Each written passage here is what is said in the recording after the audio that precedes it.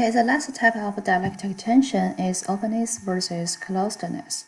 And this reflects the tension between wanting to engage in open communication versus desiring privacy.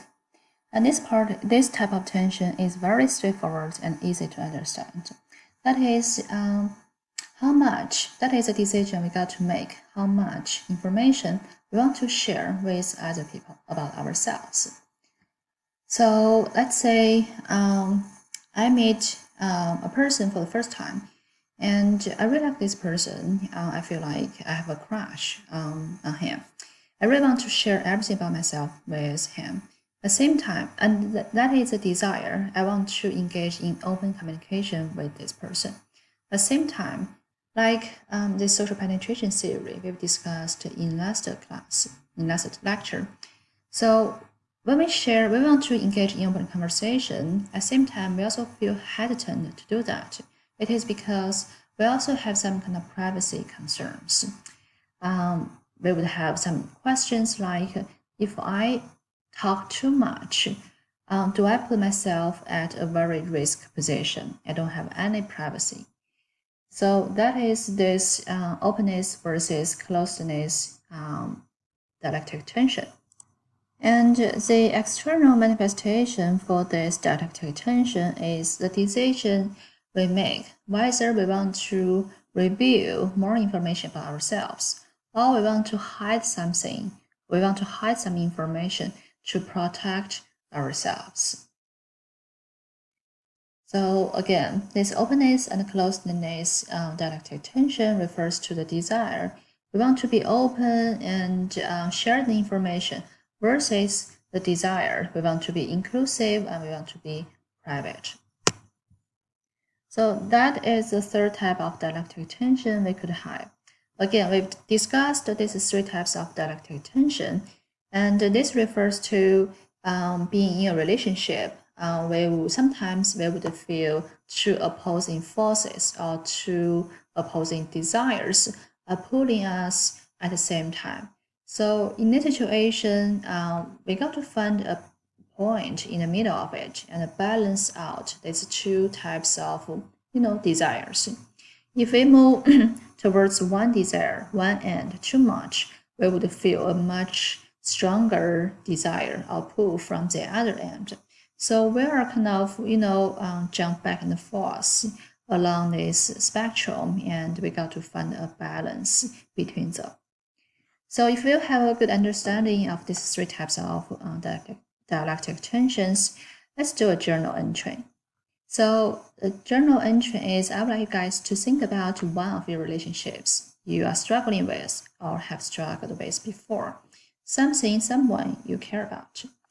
And can you identify any dialectic tension which caused this struggle? So take some time and do this reflection and do this journal entry, please.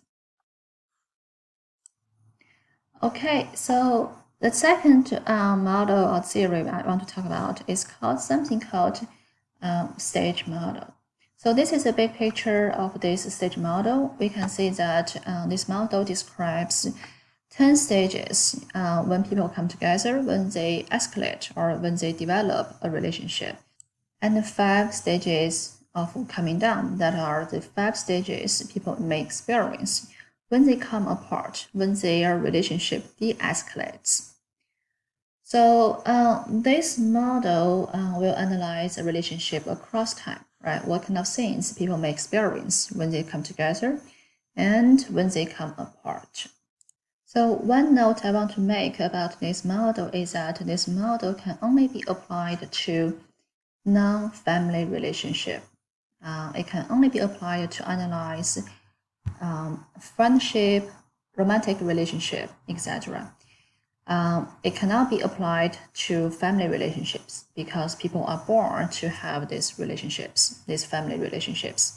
We don't need to develop it, even though we have to put effort maintaining it. So let's talk about these 5 stages of coming up and the 5 stages of coming down. Let's start with this initiating stage. Initiating stage refers to the very initial contact, the moment you meet each other. That is the initiating stage. So the characteristics of this initiating stage is, well, people have two major tasks. The first one is people carefully observe each other for cues regarding personalities, appearance, attitudes towards ourselves, etc. At the same time, people also want to create some favorable impressions. Website in the self-presentational goals. So people, in some situations or in most situations, people have an image they are aiming to project. They want to manage their impressions. And that is the first task. That is one of these two tasks when people are at this initiating stage, when they develop a relationship. So again, initiating stage refers to the very initial contact with the other person. And people do two things. The first one is observe the other person. Second, create a favorable impression about themselves. And here is a fun question for you to consider. Well, if you got some experiences, what is the most effective pickup line in a bar or in a party? Well, it's different between guy and girls. Well, for guys, it's very simple. Just say, hi, my name is blah, blah, and this would be help you a lot, starting a conversation with the girls. While for females, well, anything will work. Anything will help you strike up a conversation with a guy. This will not be on the exam. that is just for fun. But for the exam, I'm gonna ask you guys the characteristics of each stage. Okay. So let's move on to the second stage here. Second stage is experimenting. That is, you engage in small talks to try some topics to see whether or not you are interested in each other. So small talks about a variety of subjects to discover whether the relationship is worth pursuing. Some simple questions you may ask is, what do you do for a living? Or what is your major? Where you come from? This kind of relatively superficial questions to start a conversation, to explore each other's interests and see whether this person is still attractive to you or not. So what do people do for this stage?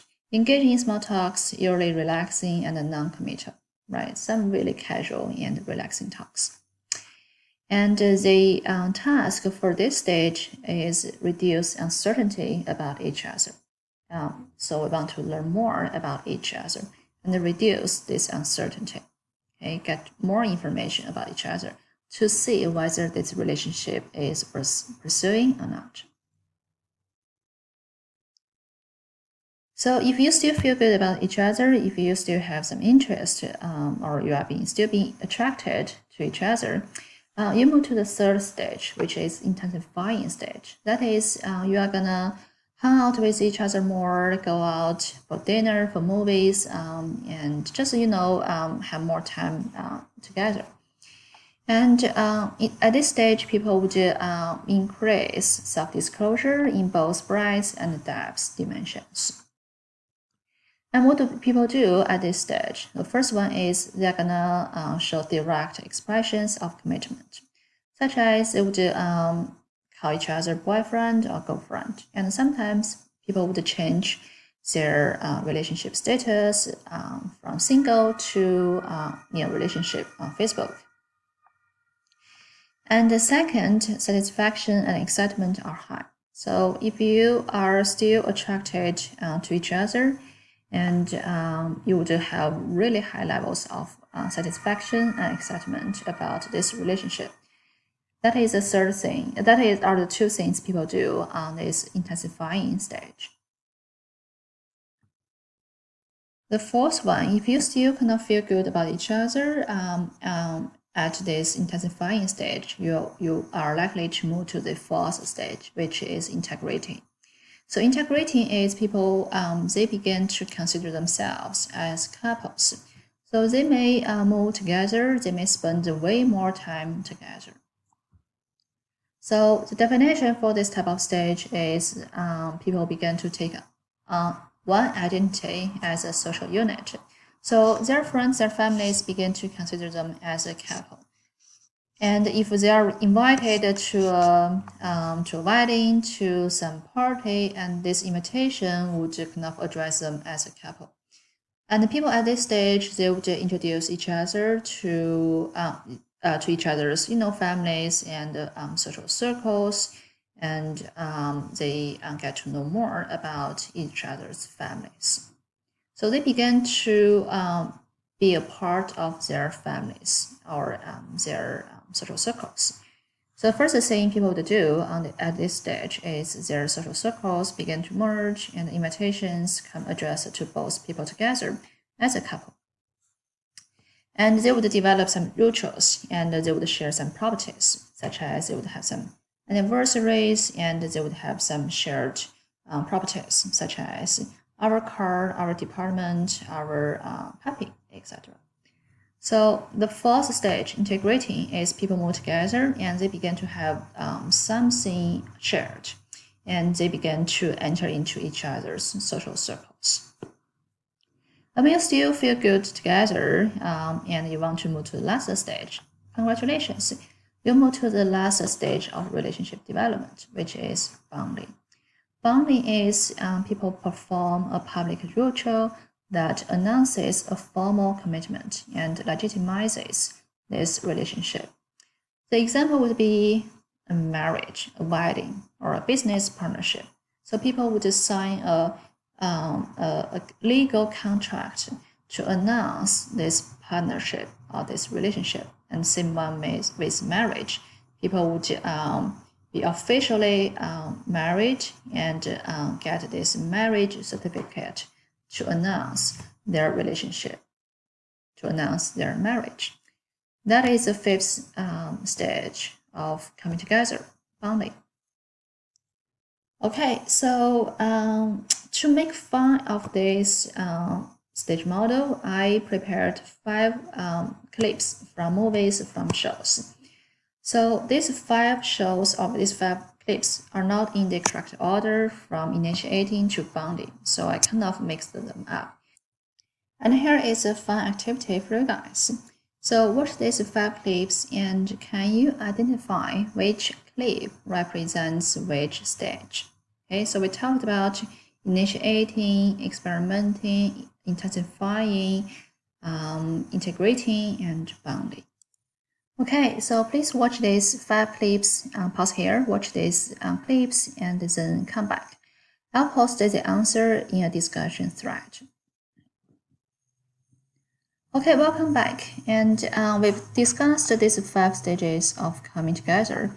And please note that from this stage, intensifying, and up to bonding, and when people have to come apart until the stage of stagnating, you got to do something. You got to put some effort maintaining this relationship. And when people have to reach this avoiding and terminating stage, even though they put effort and maintaining this relationship, this won't work. Okay, so I want you guys to know that from this intensifying stage up to integrating, bonding, differentiating, circumscribing, stagnating, you got to put some effort maintaining this relationship. And if you are on this stage or this stage, and if you could do something to save this relationship, you may come back. You may get a chance to come back. And below, I want to show you guys an interview with a scholar, and this scholar identified 4 things people or couple should always avoid if they want to have a happy marriage. So watch this interview and make note, what are these 4 things people should avoid? And these 4 things will be on the exam. Okay? So I'll see you guys in the next video, and I'll talk about these 5 stages of coming apart.